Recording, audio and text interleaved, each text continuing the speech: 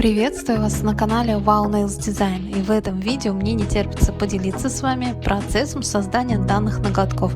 Пришло время делать себе маникюр, и я хотела что-то необычное, что ни на ком я нигде не видела, что-то осеннее и вместе с тем нежное и согревающее, и обязательно с фиолетовым, и конечно же, чтобы все это блестело. Итак, поехали!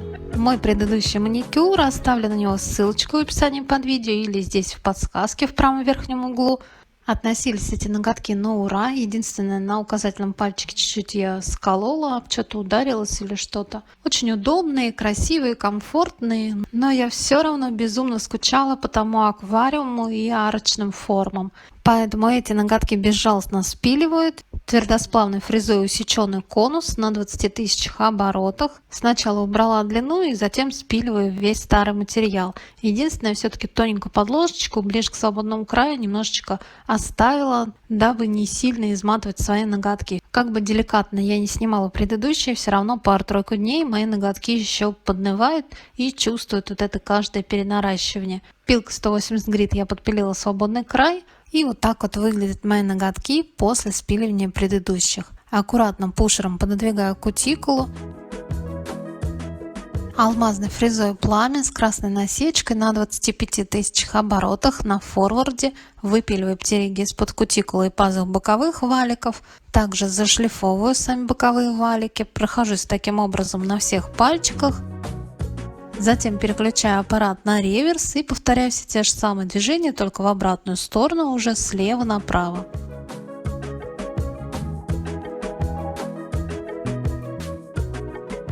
Обработав все пальчики кусачками для кутикулы, отрезаю кутикулу. Стараюсь сделать это одним рулоном, но где необходимо, дорабатываю. Мой маникюр готов, вот что у меня получилось. И далее буду использовать арочные верхние формы. Они у меня с AliExpress, очень недорогие, но качественные, очень кайфовые. И кому интересно, ссылку на них оставлю в описании под видео. И первым делом примеряю, подбираю по размеру к каждому ноготку свою форму.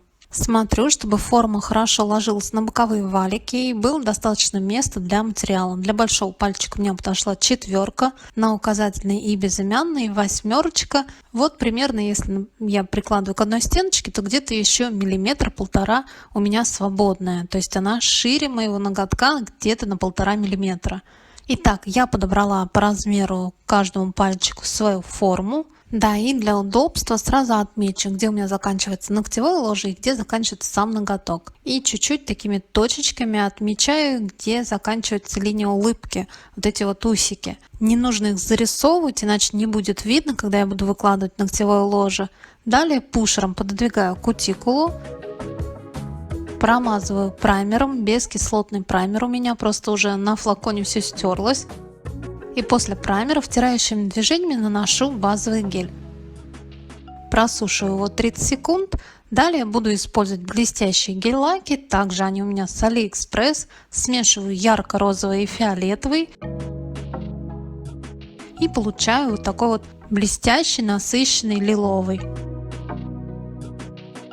Тонкой кистью прокрашиваю кутикулу где-то 2 мм прям плотно, а затем беру кисть для градиента и растушевываю, растягиваю где-то на 3-4 мм. И получается у меня вот такой вот блестящий лиловый градиент. Просушиваю 30 секунд и затем на липкий слой этих блесток выкладываю хлопья юбки, напоминающие втирку единорог. Безумно эффектно и красиво смотрится именно на вот этой лиловой подложке блестящей. Хлопья очень нежные, очень тонкие, практически невесомые, отлично прилипают к этому липкому слою. И получается очень красивый такой зеркальный эффект такими кусочками. Далее, чтобы мне не вытереть или не пропилить, когда буду спилить вот этот бортик от верхних форм после наращивания, эти блестки хлопья перекрою любой прозрачной базой для гель-лака. Просушиваю ее 10 секунд. И теперь буду выкладывать полигель в верхние формы. У меня полигель от Bon Pretty, такой молочно-сиреневый, с мелким нежным жемчужно-радужным шиммером. Обмачиваю кисть в жидкости для работы с полигелем, отжимаю ее об бортик стаканчика. Половинкой горошины выкладываю как бы эскиз очень тонко ногтевое ложе, потому что далее буду его достраивать. Главное, мне нужна линия улыбки. К кутикуле он должен сходить на нет, либо его прям вообще там не должно быть. Буквально полмиллиметра, миллиметр. практически прозрачная. Вот такой вот эскиз ногтевого ложа, но главное, чтобы улыбка была ровная. Сушу только 10 секунд, затем прокрашиваю вот этими намешанными блестками по периметру этой улыбки, обрисовываю, таким образом она получается эффектнее, более контрастной. Эту обводку контур сушу 10 секунд, наношу тонкой кистью еще раз по периметру улыбки и затем более широкой плоской кистью растушевываю, получая таким образом плавный переход.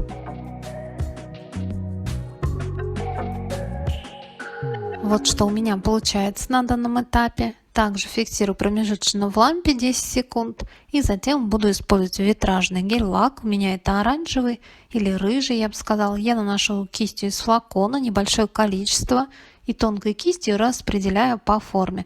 Мне не нужна толщина, мне нужен только цвет. Распределяю, обрисовываю по форме, чтобы мне меньше было пилить. Это уже форма свободного края будет. Просушиваю 30 секунд и затем наношу базу для гель-лака прозрачную и тонким слоем.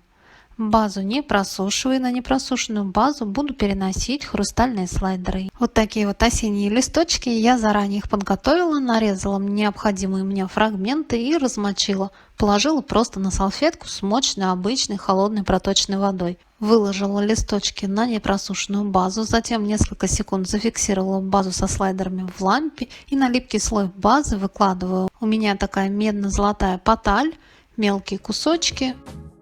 В принципе, можно было оставить так, очень интересные эффекты, ногти были бы более прозрачные. Но мне все-таки чего-то не хватало, и я доложила еще те же хлопья юки, которые выкладывала у кутикулы. Вот что у меня получается.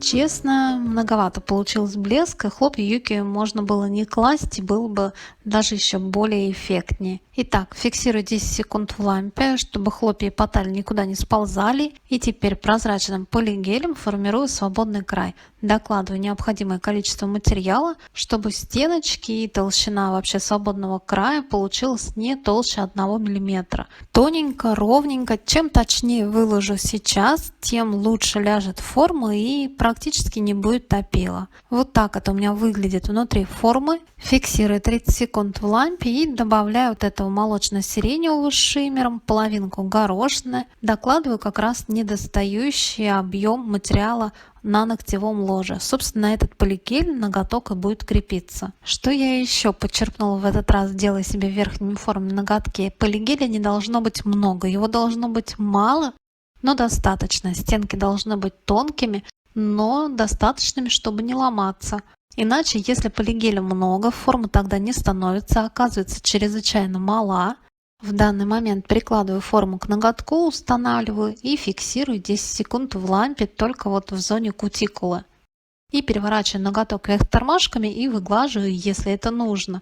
Это не всегда нужно, если выложить правильное количество материала. Выглаживаю снизу из-под свободного края полигель. Этот ноготок просушиваю 60 секунд. И таким же образом я выложила все формы. И теперь по очереди прикладываю на каждый ноготок, фиксирую промежуточно несколько секунд, чтобы форма не смещалась. И так наставляю следующую форму. Затем все их просушиваю 60 секунд. Вот что у меня получается после просушки. И вернусь, продолжу свою мысль насчет того, что подчеркнула в этот раз. Я тоже не жадный, и всегда мне хочется побольше, мне не жалко, лучше больше, чем меньше. И, собственно, это чревато тем, что потом очень много пилить и много вылазить лишнего. И самый вкусный залипательный момент — отщелкивание, снятие этих форм. И что же у меня получается? Небольшие бортики у кутикулы, где-то на 1,5-2 мм отступающую кутикулу, то есть саму кутикулу и боковые валики я нигде не задену при опиле. И практически минимальный опил боковых параллелей и свободного края. Под свободным краем все тоже очень достойно. Вот такой вот красавчик большой у меня получился. Вытираю липкий слой, он будет как раз на ступеньках от верхних форм и под свободным краем. Твердосплавной фрезой усеченный закругленный конус на 20 тысячах оборотах подпиливаю у кутикулы. Убираю небольшие тонкие бортики по бокам и чуть прохожусь по свободному краю.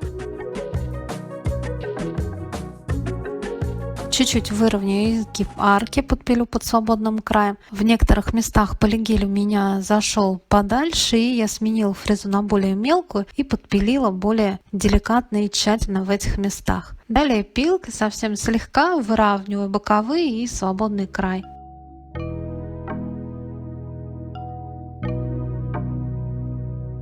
Очищаю от пыли, обезжириваю все ноготки, хорошенько протираю. И теперь скорректирую некоторые подвылезшие косячки после опила. Тонкой кистью вот этими лиловыми блесками намешанными докрашиваю усики. Таким образом можно, собственно, и скорректировать линию улыбки, если где-то она не сильно ровно получилась. Просушиваю 30 секунд и затем перекрываю глянцевым топом. Чем в первую очередь мне понравились верхние формы? Да тем, что я делаю сама себе ногти. Как-то не нашла я поблизости никого мастера, кто будет точно так же заморачиваться и любить дизайны, как и я. И это очень удобно, например, левой рукой сделать себе любые, какие хочешь, ногти. Топ просушиваю 60 секунд, и чтобы свободный край был более прозрачный и блестящий, также перекрываю изнутри его топом. И мой осенний залипательный маникюр готов. Как вам такое сочетание? Фиолетового и оранжевого. Сочетать несочетаемое. Пишите в комментариях, мне всегда очень интересно, стараюсь отвечать на все ваши комментарии, все ваши предложения и просьбы. Надеюсь, это видео вам понравилось или было полезно. Не забывайте ставить лайки, мне будет очень приятно, а также подписаться на мой канал, если еще этого не сделали, чтобы не пропустить новые интересные идеи. И до новых видео!